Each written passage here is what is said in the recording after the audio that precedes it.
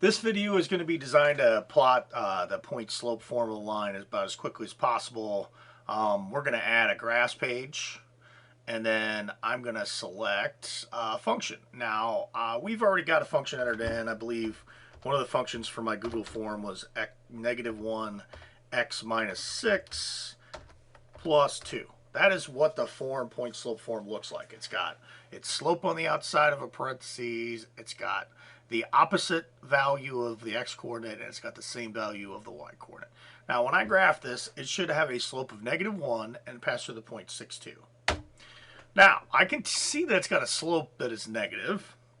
And now, remember, like when the hand grab happens, that means I can move stuff around. Now, I'd really like to just use the grid to kind of look at this. So if I hit my menu button and then I go view and change my my grid view to I like line grid. Let's see if 6.2 makes sense. It looks like it. I'd like to know for certain because the graph paper is only just an indication. So I'm going to go back and I'm going to use that point feature from the menu. If you have menu, go to geometry and put point on. It doesn't necessarily need to be anywhere. I like putting it like in the middle of nowhere, because that way I can move this dot wherever I want to. It's not snapping the grid. Now, if I did everything right, I hit escape. Oh, I'm sorry, I right clicked. I hit escape to get out of that. And then I'm just going to click this and say 6. Now, it should snap to the point 2 if we did it right. So there we go. That's how you can confirm the point is on there. Now, if you want to like label the, intercepts or another point, you could use the intersection feature. So I'm going to hit menu and I'm going to say geometry, points and line, and I'm going to do intersection.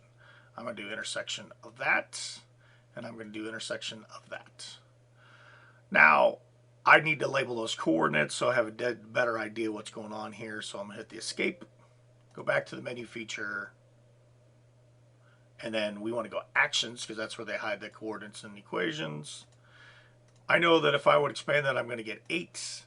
I know that's the point I have there. I don't necessarily want that one. Oh, it moved it.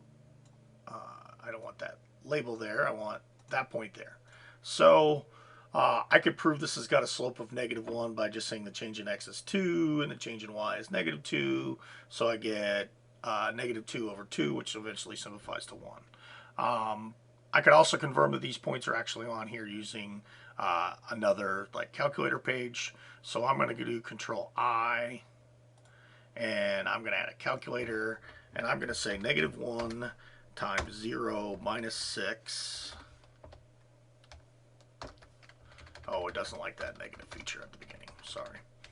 And then I'm going to add 2. All right, that went through 0, 8. I can go up here and click twice and hit enter and change this to, I guess, 8. And that should be 0. I basically just proved the same 2 points were on that line. All right. Thank you for watching my video about how to graph point slope using the editor feature.